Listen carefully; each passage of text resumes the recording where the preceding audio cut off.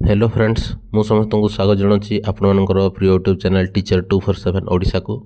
तो आज आम डिस्कसन करवा ओडिया ग्रामर कृदंत पद विषय। तो यहीटा जो टार्गेट ओस्टेट अच्छी एसएसबी टीजीटी अच्छी आरएचटी अच्छी आ तार किछटा एमसीक्यू मध्य आम प्रैक्टिस करवा। तो वीडियो कंटिन्यू देखंतु। जेहेतु कृदंत तद्धित पद समस्त को कठिन लगे मुझे तुमको किछटा ट्रिक बतेबी।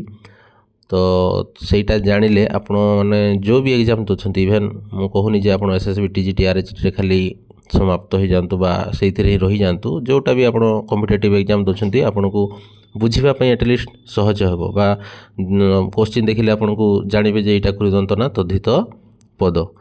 तो चलतु आ डेरी करवानी ता पूर्व मु समस्त को कहीदे पूर्व वीडियो भी माने प्राय तुम सब वीडियो मु कहे जो मैंने भी एसएसबी टीजीटी आरएचटी है ता सहित एसएसबी पीजीटी ओस्टेट जूनियर टीचर ता सहित पीएससी पीजीटी यही सब गुड़ाक प्रिपेयर होती आम चैनल माध्यम हो पारे। कौन से आपन को माने अमाउंट देवा पड़ोनी फ्री ऑफ कॉस्ट आम आपण अपलोड करुचु माने जहाँ भी सब वीडियो आम पाखे अच्छी आम ताको डे वाइज अपलोड करुचु। तो से हिसाब रे माने आपनकर कोटा दरकार कौ माने आरएचटी कौ सब्जेक्ट दरकार जदि कमेंट सेक्शन रे आपण माने करिवे निहाती आमे से ऊपर वीडियो कंटिन्यू करिवु। पॉलिटी सीरीज किछि दिन पई तमर बंद माने अपलोड हो नथिला किंतु काली ठारू नहले तो आज संध्या ठारू तमर पॉलिटीर एमसीक्यू डेली माने 20-25 एमसीक्यू अपलोड हेबो तुम सेटा आगामी ओस्टेट आरएचटी पे प्रिपेयर हो पारिबो हैला। तो कौन सी असुविधा नहीं। चलत ए आम ओडिया ग्रामर बा आम जो कहूँ ओडिया व्याकरण जोटा कहूँ से केमी तुम 30 रु माने 35 रु 30 मार्क आणबो सेटा हूँ मोर चिंता है। तो मु तुमको मानक से 35 रु 30 रे पहुँचेबी तुम खाली सपोर्ट दरकार। चैनल टी को तुम शेयर कर तुम सांग मानक ता सहित तुम नुआ भी आसछ तारे चैनल टी को सब्सक्राइब करो जहाँद्वारा कि तुम नुआ नुआ ट्रिक शिखा सहित तुम आगामी परीक्षा सेटा लाभ हेबो है। तो चलतु देखा कृदंत पद कौन तार किछिटा मु तुमको कॉन्सेप्ट बतईदेवी सब तो माने कहवा को यही वीडियो पॉसिबल न मु आग को जिते सीरीज आनी पुणी आपन को माने ओडिया ग्रामर कृदंत पद टॉपिक आसीबो ता सेही वीडियो रे मध्य मु तुमको किछि किछि जणैदेवी। तो एबे चलंत आमे क्वेश्चन हेरिका सबू कोन करबा ना प्रैक्टिस करबा ता सहित कॉन्सेप्ट मध्य सबू क्वेश्चन रो मु देखिदेबो पॉलिटी रे प्राय तो सबू एमसीक्यू गुडा को मु एलाबोरेट करे एठी मते आमे करबा हैला कोनसी तुमे डरिबार नाही। तो प्रथमे आम जानिबा जे कृदंत कौन बा कृदंत पद आम केमिति चिन्हिबा। जिते आम कृदंत लिखुचे तो आम मन में आसुची जे कृदंत पद जिते आम कहूचे तो कौन आसीबो एटा समस्ते मन रख धातु जोग प्रत्यय है। तो धातु जोग जिते आम प्रत्यय करुचे से कौन होची ना सेटा कृदंत हेई जाउची है। समस्त मन रख जे धातु मन रख ता सहित आम कौन करुचे ना प्रत्यय जोग करुचे। जेमती कि उदाहरण गोटे देली एबे आम जिते कहवा दर्शन यहाँ हूँ तुम गोटे कौन ना कृदंत पद। दर्शन माने कौन कौन से गोटे जगह को बुली जाऊे माने दर्शन करने देखी जाऊे जो यहाँ हूँ गोटे तुम कृदंत पद। तो जिते दर्शन तुम शब्दटा गठन होती तो कौ धातु आउ कौ प्रत्यय लगी। तो दर्शन रे हमर कौन लगी ना दृश है। तो दृष्टा हो तुम कौन ना दृष्टा हो तुम धातु धातु एथर प्रत्यय कौन लगिला ना अन यहाँ हो तुम कौन ना प्रत्यय। तो जिते दृश जोग अन होगला से तुम कौन ना दर्शन दर्शन होगला तुम दृश जोग अन ये दुईटा धातु दृष्टा हूँ तुम कौन ना संस्कृत धातु है। ओडिया धातु भी अच्छी किंतु यहाँ तुम कौन ना संस्कृत धातु बुझिपार।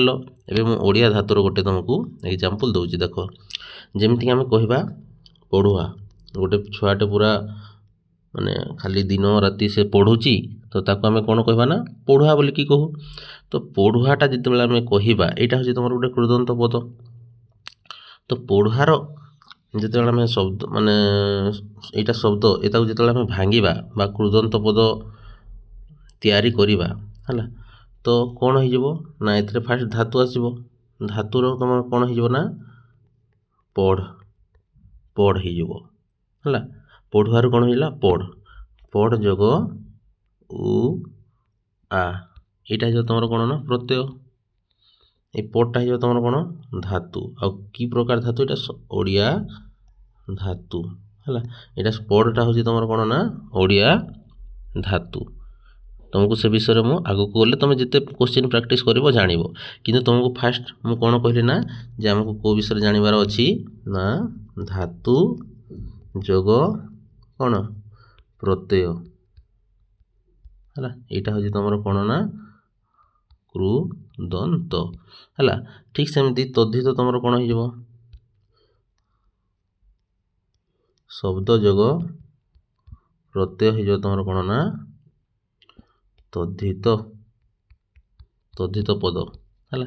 ତ ଏ ବିଷୟରେ ବି ଆମେ ଆଲୋଚନା କରିବା, କିନ୍ତୁ ତା ପୂର୍ବରୁ ଆମେ କୃଦନ୍ତ ବିଷୟରେ ହିଁ ଆଲୋଚନା କରିବା ହେଲା।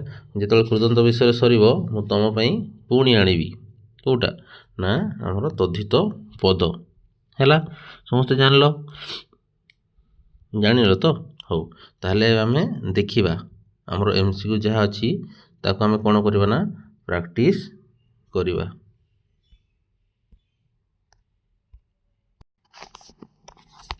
ତେବେ ଦେଖିପାରୁଥିବ ତୁମ ସାମ୍ନାରେ ଫାଷ୍ଟ କୋଶ୍ଚିନ୍ଟି ଅଛି। ତ ମୁଁ ଏଠି ଲେଖିଦେଇଛି ବି ତୁମର କ'ଣ ନା ଏଇଟା ଟାର୍ଗେଟ୍ ଓଷ୍ଟେଟ୍ SSB TGT ଆଉ RHT ପାଇଁ ଆମର ମିଶନ ଚାଲିଛି ହେଲା। କେମିତି ପିଲାମାନେ ଏଇ MCQ ଦ୍ୱାରା ଉପକୃତ ହେଇପାରିବେ। ତ ତୁମ ସାମ୍ନାରେ ଫାଷ୍ଟ କୋଶ୍ଚିନ୍ ଅଛି ଯେ ଧାତୁରେ କୃତ୍ ପ୍ରତ୍ୟୟ ଯୋଗ ହୋଇ ଗଠିତ ପଦକୁ ଆମେ କ'ଣ କହିଥାଉ। ସମସ୍ତେ ଜାଣିଲ ଯେ ଆମେ କ'ଣ କହିଥାଉ। ତୁମର ଅପସନ୍ ଅଛି କି କ'ଣ ତଦ୍ଧିତ ହେଲା, କୃଦନ୍ତ, ସମାସ, ସନ୍ଧି। ତ ତୁମକୁ କହିବାର ଅଛି। ତ ଏବେ ମୁଁ କହିଥିଲି ତୁମକୁ ଯେତେବେଳେ ଧାତୁରେ ଆମର ସହିତ ପ୍ରତ୍ୟୟ ଯୋଗ ହେଉଛି ତ ତାର କ'ଣ ହେଇଯାଉଛି ଆନ୍ସାର୍ ନା କ'ଣ ହେଇଯାଉଛି ତାର ଆନ୍ସାର୍ ହେଇଯାଉଛି କ'ଣ ନା କୃଦନ୍ତ, ହଁ ନା ନାହିଁ। ତ ଶବ୍ଦ ଯୋଗ ପ୍ରତ୍ୟୟ ହେଇଗଲେ ତାର ଆନ୍ସାର୍ କ'ଣ ହେଇଯିବ ସେଇଟା ହେଇଯିବ ତୁମର କ'ଣ ନା ତଦ୍ଧିତ ହେଲା। ସମାସ ଜାଣିଛ, ସନ୍ଧି ଜାଣିଛ, ସ୍ୱର ସନ୍ଧି, ବ୍ୟଞ୍ଜନ ସନ୍ଧି, ବିସର୍ଗ ସନ୍ଧି। ଏହିପରି ହିସାବରେ ତୁମର ସନ୍ଧି 3 ପ୍ରକାର। ସମାସ କେତେ ପ୍ରକାର କୁହ? ତୁମେ କମେଣ୍ଟ ସେକ୍ସନରେ ସବୁ ଜଣେଇବ ସମାସ କେତେ ପ୍ରକାର। ଏବେ ଆମେ ଦେଖିବା ନିମ୍ନଲିଖିତ ମଧ୍ୟରୁ କେଉଁଟି କୃଦନ୍ତ ପଦ। ତୁମକୁ ଏବେ କହିବାର ଅଛି ଯେ ତୁମ ପାଖରେ କେତୋଟି ପର୍ବତ ଦେଇଛି, ଘର ଦେଇଛି, ନଦୀ ଦେଇଛି, ଗମନ ଦେଇଛି। ତ ଏଇମାନଙ୍କ ଭିତରୁ କେଉଁଟା କୃଦନ୍ତ ପଦ ସେଇଟା ତୁମକୁ କହିବାର ଅଛି।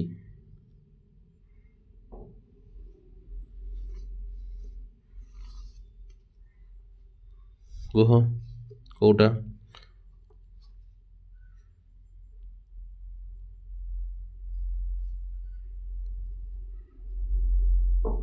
ହଁ, ତ ଏଇଟା ରହିଯିବ କ'ଣ ନା ଗମନ ହେଲା।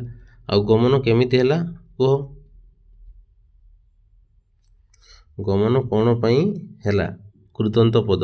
ଆଉ ସେଥିରେ ତୁମର ଧାତୁ କିଏ ଆଉ ପ୍ରତ୍ୟୟ କିଏ ସେଇଟା ତୁମକୁ କହିବାର ଅଛି। ତ କ'ଣ ହେଇଯିବ କୁହ?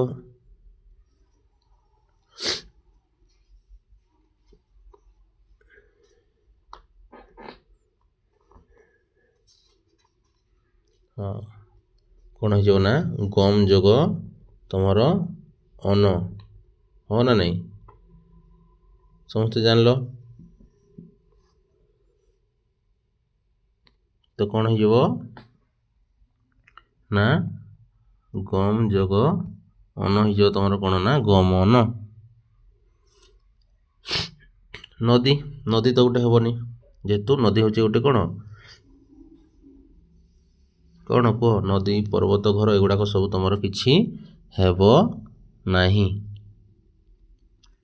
ଠିକ୍ ସେମିତି ତୁମର ଅଛି ଗମନ ଶବ୍ଦର ମୂଳ ଧାତୁ କେଉଁଟି?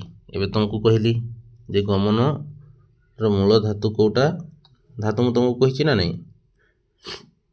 କେଉଁଟା ହେବ ନା ଅପସନ୍ ସି ହେଇଯିବ ତାର ଠିକ୍। ଯେମିତିକି ଗମ ଯୋଗ ଅନ, ଗମନ ହେଲା। ପାଠକ ଶବ୍ଦଟି କେଉଁ ପ୍ରକାର କୃଦନ୍ତ? ଯଦି ଆମେ ପାଠକ ମୁଁ ଷ୍ଟାର୍ଟିଂରେ ତୁମକୁ ଦେଇଥିଲି ମାନେ ଦର୍ଶନର ଗୋଟେ ଦେଇଥିଲି ଆଉ ପଢ଼ୁଆ ଗୋଟେ ଦେଇଥିଲି। ତ ପାଠକ ଶବ୍ଦଟା ତୁମର କି ପ୍ରକାର କୃଦନ୍ତ? କର୍ତ୍ତୃବାଚକ, କର୍ମବାଚକ ନା ଭାବବାଚକ ନା ଅବ୍ୟୟ? ଆଉ ପାଠକର ତୁମକୁ କ'ଣ କରିବାର ଅଛି ନା କୃଦନ୍ତ ପଦ ବାହାର କରିବାର ଅଛି। ଏଥିରେ ଧାତୁ କିଏ ଆଉ ତୁମର ପ୍ରତ୍ୟୟ କିଏ ହେଲା। ତ କୁହ ପାଠକରେ ତୁମର କ'ଣ ହେଇଯିବ, କେଉଁଟା ହେବ? କର୍ତ୍ତୃ ହେବ, କର୍ମ ହେବ ନା ଭାବ ହେବ ନା ଅବୟୀ ହେବ? କେଉଁଟା ହେବ ତୁମକୁ ସେଇଟା କହିବାର ଅଛି। ତ ଏଥିରେ ହେଇଯିବ ତାର ସଠିକ୍ ଆନ୍ସର୍ କ'ଣ ନା ତୁମର କର୍ତ୍ତୃବାଚକ। ଆଉ ପାଠକରେ ତୁମର ସେମିତି ଆସିବ କିଏ ଧାତୁ ନା ପଟ ଯୋଗ ଅକ ହେଲା। ଏଇଟା ହେଇଯିବ ତୁମର କ'ଣ ନା ପାଠକ। ଜାଣିଲ, ସମସ୍ତେ ଜାଣିଲ ତ? ବହୁତ ସାରା ତୁମର କ'ଣ ଅଛି ନା ପ୍ରତ୍ୟୟ ଅଛି। ମୁଁ ତୁମକୁ ଏବେ ଟିକେ ଜଷ୍ଟ କହିଦେଉଛି, ସଂସ୍କୃତରେ ବହୁତ ସାରା ପ୍ରତ୍ୟୟ ଅଛି, ଯେମିତିକି ତୁମର ଅ, ଅନ, ଅକ, ତବ୍ୟ, ଇତ୍ର, ତ୍ର, ତି, ତୃ, ଯ, ତ ହେଲା, ଉକ, ଉର, ର, ଉ, ଇଷ୍ଣୁ, ଏମିତି ବହୁତ ସାରା ଅଛି। ଏଇ ବିଷୟରେ ତୁମେମାନେ ହয়তো ପ୍ରାୟ ଆଗରୁ ବି ପଢ଼ିଥିବ ହେଲା।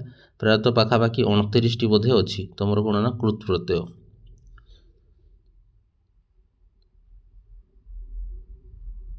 ଏବେ ତୁମକୁ ମୁଁ 17ଟା କହିଛି ହେଲା, ଆହୁରି ବି ଆଗକୁ ଅଛି ଆମେ ପଢ଼ିବା। ତ ଆଗକୁ ଏବେ ଆମେ ଯିବା ପେୟ ଶବ୍ଦର ମୂଳ ଧାତୁ କେଉଁଟି ହେଲା। ତୁମକୁ କହିବାର ଅଛି ଯେ ପେୟ ଶବ୍ଦର ମୂଳ ଧାତୁ କେଉଁଟା? ଯେଉଁ ଆମେ କି କୃଦନ୍ତ ପଦ ଯେଉଁ ଆମେ ତିଆରି କରୁଛେ, ଫାର୍ଷ୍ଟ ଆମକୁ ଧାତୁ ଦରକାର, ଧାତୁ ସହିତ କ'ଣ ଦରକାର? ପ୍ରତ୍ୟୟ ଦରକାର। ତ ତୁମକୁ ପେୟର ଧାତୁ ଆଉ ପ୍ରତ୍ୟୟ ଦୁଇଟା ଯାକ ତୁମକୁ କହିବାକୁ ପଡ଼ିବ। ଆଉ କୁହ କେଉଁଟା ହେବ?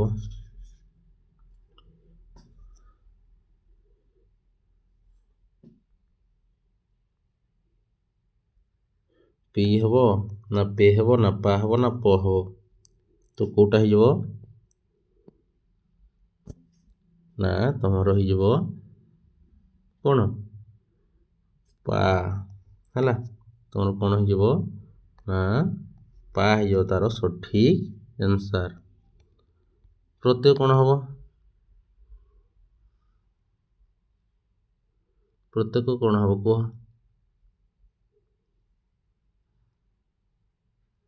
ସେଇଟା ତୁମେ ଲେଖିବ। ପ୍ରତ୍ୟୟ କ'ଣ ହେବ ଯେ ପେୟର ହେଲା। ସମସ୍ତଙ୍କୁ କୁହାଗଲା, ଜାଣିଲ ସମୟ। ଏବେ ଆମେ ଦେଖିବା କୃଦନ୍ତ ଗଠନରେ କେଉଁ ପ୍ରତ୍ୟୟ ବ୍ୟବହୃତ ହୁଏ। ତ ଯେତେବେଳେ ଆମେ କୃଦନ୍ତ ଗଠନ କରୁଛୁ କେଉଁ ପ୍ରତ୍ୟୟ ବ୍ୟବହାର କରୁଛୁ? କୃତ୍ ପ୍ରତ୍ୟୟ, ତଦ୍ଧିତ ପ୍ରତ୍ୟୟ, ବିଭକ୍ତି ନା ଉପସର୍ଗ? ତ ଏଥର ସଠିକ୍ ଆନ୍ସର୍ ହେଇଯିବ କ'ଣ ନା ତୁମର କୃତ୍ ପ୍ରତ୍ୟୟ। କୃଦନ୍ତରେ ଆମେ କ'ଣ ବ୍ୟବହାର କରିବା? କୃତ୍ ପ୍ରତ୍ୟୟ ହିଁ ବ୍ୟବହାର କରିବା। ତଦ୍ଧିତରେ ସେମିତି ଆମେ କ'ଣ କରିବା? ତଦ୍ଧିତ ପ୍ରତ୍ୟୟ ବ୍ୟବହାର କରିବା, ହଁ ନା ନାହିଁ? ତ ଏବେ ଆମେ ଦର୍ଶନ ଶବ୍ଦର ମୂଳ ଧାତୁ କେଉଁଟି? ଦର୍ଶନ, ମୁଁ ତୁମକୁ ଷ୍ଟାର୍ଟିଂରେ ଏକ୍ଜାମ୍ପଲ୍ ଦେଇଥିଲି ଦର୍ଶନ ବିଷୟରେ, ସମସ୍ତେ ଜାଣିଛ। ତ ଦର୍ଶନର ମୂଳ ଧାତୁ ହେଇଯିବ କ'ଣ? ଧାତୁ ହେଇଯିବ ତୁମର କ'ଣ ନା ଦୃଶ୍ ହେଲା। ଦୃଶ୍ ଯୋଗ ଅନ, ତାର ଅନ ହେଇଯିବ କ'ଣ ନା ପ୍ରତ୍ୟୟ। ଏଇଟା ହେଇଯିବ ତୁମର କ'ଣ ନା ଅପସନ୍ ନମ୍ବର ସି, ଦର୍ଶନ ହେଇଗଲା। ଲେଖକ ଶବ୍ଦର ମୂଳ ଧାତୁ କେଉଁଟି? ହେଲା। ତ ଏବେ ତୁମେ କହିବ ଲେଖକ ଶବ୍ଦର ମୂଳ ଧାତୁ କୋଉଟି, ସେଇଟା ତୁମକୁ କହିବାର ଅଛି।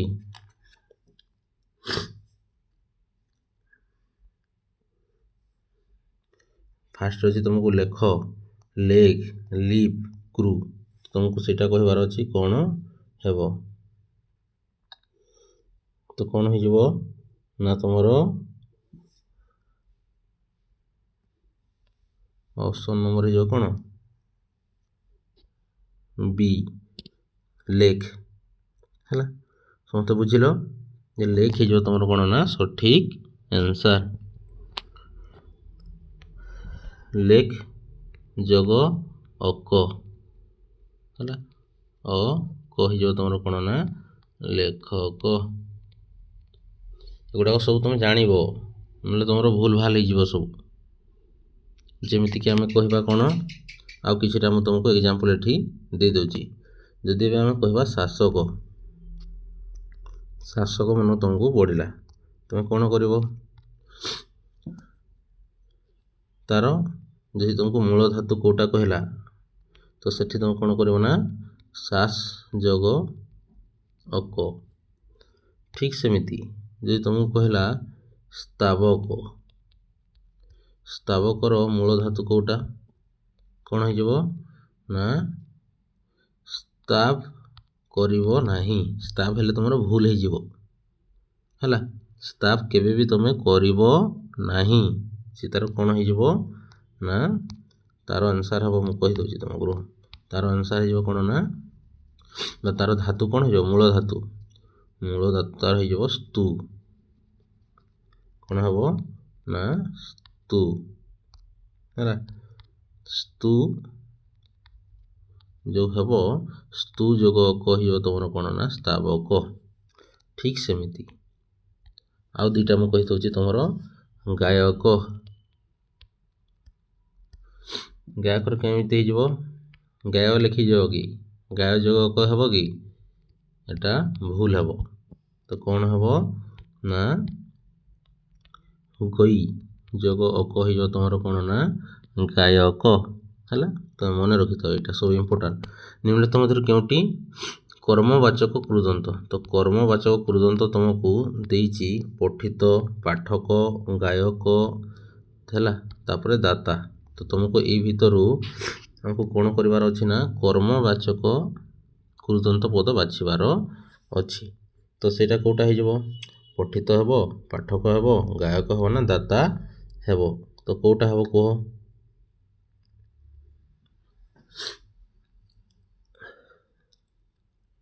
ତ ଏ ଭିତରୁ ହେଇଯିବ ତୁମର କ'ଣ ନା ଅପସନ୍ ନମ୍ବର ଏ, ଏଇଟା ହେଉଛି କର୍ମବାଚକ। ପାଠକ କଥା ମୁଁ କହିଥିଲି ଏବେ, ପାଠ ଯୋଗ ଅକ। ଗାୟକ କଥା ମୁଁ କହିଥିଲି ଏବେ, ଗଇ ଯୋଗ ଅକ, ହେଲା। ଦାତାର କେମିତି ହେବ ତୁମେ କୁହ। ଯେଉଁ ଆମେ ଦାତା କହୁଛେ, ତ ଦାତାର ତାର ତୁମେ କ'ଣ କରିବାର ଅଛି, କୃଦନ୍ତ ପଦ ବାହାର କରିବାର ଅଛି, ହେଲା। ସ୍ତାବକ ଶବ୍ଦଟି ଏବେ ମୁଁ କହିଥିଲି, ସ୍ତାବକର ମୂଳ ଧାତୁ ହେଉଛି କ'ଣ ନା ଅପସନ୍ ନମ୍ବର ସି, ସ୍ତୁ ହେଇଯିବ ତାର ମୂଳ ଧାତୁ। ଆଉ ସବୁ ଗୁଡ଼ାକ ତୁମର କ'ଣ ନା ଭୁଲ ଅଛି। ଶ୍ରବଣ ଶବ୍ଦଟି କେଉଁ ଧାତୁରୁ ଗଠିତ, ତ ଶ୍ରବଣ ଶବ୍ଦର ମୂଳ ଧାତୁ, ମୂଳ ଧାତୁ କ'ଣ ଶ୍ରବଣର କୁହ, କଥ୍, ଶୁଣ୍, ଶ୍ରବ ନା ଶ୍ରୁ। ତ କ'ଣ ହେଇଯିବ ଶ୍ରବଣର ତୁମର କ'ଣ ଆସିବ ନା ଅପସନ୍ ନମ୍ବର ଏ, ଏଇଟା ହେଇଯିବ ତୁମର କ'ଣ ଶ୍ରୁ। ଶ୍ରୁରୁ ତୁମର କ'ଣ ହେଇଛି ନା ଶ୍ରବଣ ଶବ୍ଦଟି ଉତ୍ପନ୍ନ ହେଇଛି। ଠିକ୍ ସେମିତି ଭାଷଣ, ହେଲା, ମୁଁ ତୁମକୁ ଗୋଟେ ଦେଉଛି ଯେ ଭାଷଣ, ଭାଷଣର କ'ଣ ହେବ ତୁମେ କମେଣ୍ଟ ସେକ୍ସନରେ ସମସ୍ତେ ଜଣାଅ। ନିମ୍ନଲିଖିତ ମଧ୍ୟରୁ କେଉଁଟି ଭାବବାଚକ କୃଦନ୍ତ, ତ କେଉଁଟା ତୁମର ଏଠୁ ଭାବବାଚକ କୃଦନ୍ତ ତୁମକୁ ସେଇଟା କହିବାର ଅଛି। ଅପସନ୍ରେ ଅଛି ଦାତା, ହେଲା, ଦାତା, ପାଠକ, ଗମନ, ଗାୟକ। ତ କେଉଁଟା କୁହ ଭାବବାଚକ। ତ ଭାବବାଚକରେ ତୁମର କ'ଣ ହେବ ନା ଅପସନ୍ ନମ୍ବର କେତେ ନା ଗମନ ହେଲା, ଏଇଟା ହେଇଯିବ ତାର ସଠିକ୍ ଆନ୍ସାର। ସମସ୍ତେ ଜାଣିଲ କି ନାହିଁ? ଗମନ ହେଇଯିବ ତାର କ'ଣ ନା ଭାବବାଚକ କୃଦନ୍ତ।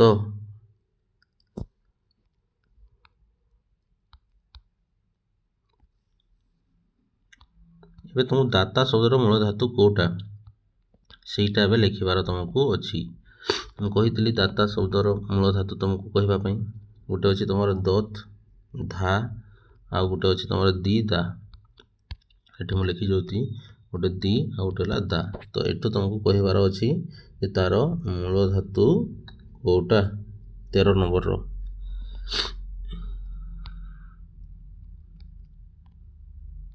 ତ ତାର ମୂଳ ଧାତୁ ହେଇଯିବ କ'ଣ ନା ଦା। ଅପସନ୍ ନମ୍ବର ତୁମର ଡି ହେଇଯିବ ତାର ସଠିକ୍ ଆନ୍ସାର। ନର୍ତ୍ତକ ଶବ୍ଦର ମୂଳ ଧାତୁ କେଉଁଠି? ତ ନର୍ତ୍ତକ ଶବ୍ଦର ମୂଳ ଧାତୁ କେଉଁଠି ତୁମକୁ କହିବାର ଅଛି। ନାଚ, ନୃତ, ଗମ୍, କ୍ରୁ। ତ କେଉଁଟା ତାର ମୂଳ ଧାତୁ? ନର୍ତ୍ତକର। ନାଚ ହେବ, ନୃତ ହେବ, ଗମ୍ ହେବ ନା କ୍ରୁ ହେବ? ତ ଏଇ ତାର ହେଇଯିବ କ'ଣ ନା ତୁମର ନୃତ ହେଲା। ନୃତ ଯୋଗ ଅକ ତୁମର କ'ଣ ହେଇଯିବ ନା ନର୍ତ୍ତକ।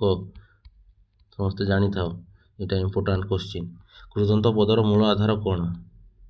ଯେଉଁ କୃଦନ୍ତ ପଦ ଅଛି ତାହାର ମୂଳ ଆଧାରଟା କ'ଣ? ବା ମୂଳରୁ ଆମେ କୋଉଥିରୁ ଷ୍ଟାର୍ଟ କରୁଛୁ ନା ଧାତୁରୁ।